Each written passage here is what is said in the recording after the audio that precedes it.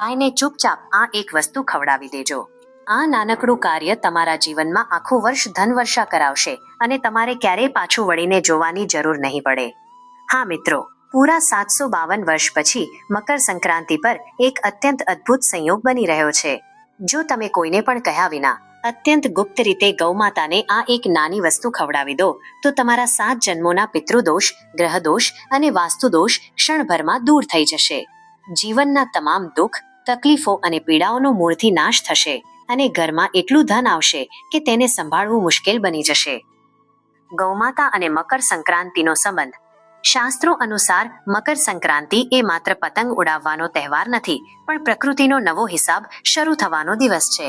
જ્યારે સૂર્યદેવ ધનુ રાશિમાંથી મકર રાશિમાં પ્રવેશ કરે છે ત્યારે અંધકાર દૂર થાય છે અને નવી ઉર્જાનો સંચાર થાય છે. ગૌમાતામાં 33 કોટી દેવતાઓનો વાસ માનવામાં આવે છે. આ દિવસે ગૌસેવા કરવાથી બ્રહ્માંડની તમામ સકારાત્મક શક્તિઓ તમારા પક્ષમાં થઈ જાય છે. ઉપાય માટેની જરૂરી સામગ્રી. આ ઉપાય અત્યંત સરળ છે, પરંતુ તેની સામગ્રીનું મિશ્રણ વિશેષ ફળદાયી છે. તમારે નીચેની વસ્તુઓ ભેગી કરવાની છે. સફેદ તલ પવિત્રતા માટે, કાળા તલ કષ્ટ નિવારણ માટે, ગોળનો ચૂર્ણ ટુકડો નહીં પણ ભૂકો, કાચા ચોખા સમૃદ્ધિ માટે, સેંધા મીઠું અને કાળું મીઠું નકારાત્મકતા દૂર કરવા, શુદ્ધ દેશી ઘીની 1 ચપટી.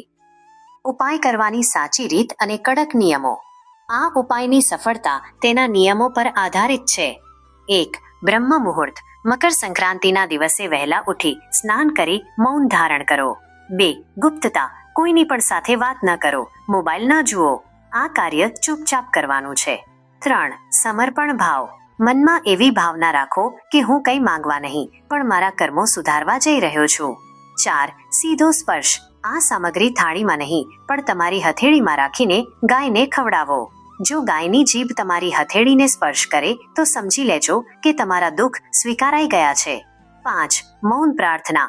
ખવડાવતી વખતે કોઈ ઈચ્છા ન બોલવી, માત્ર ગૌમાતાના ચરણોમાં શરણાગતિ રાખવી. આ ઉપાયથી થતા અદ્ભુત લાભ. જ્યારે તમે મૌન રહીને આ દાન કરો છો ત્યારે જીવનમાં નીચે મુજબના પરિવર્તનો આવે છે. ધન સ્થિરતા. પૈસા ખોટા રસ્તે વપરાતા બંધ થાય છે અને બચત વધે છે. માનસિક શાંતિ. ઘરના ઝઘડા દૂર થાય છે અને સંબંધોમાં મધુરતા આવે છે. સ્થાયી ઉકેલ. આ કોઈ જાદુ નથી, પણ પ્રકૃતિનું સંતુલન છે જે તમને લાંબા ગાળાની સફળતા આપે છે. નિર્ણય શક્તિ. વ્યવસાય અને કાર્યક્ષેત્રમાં તમારી નિર્ણય લેવાની ક્ષમતા મજબૂત બને છે.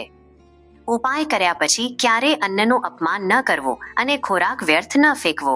દર મહિને પશુ પક્ષીઓ માટે કંઈક ને કંઈક ભોજન જરૂર કાઢવું.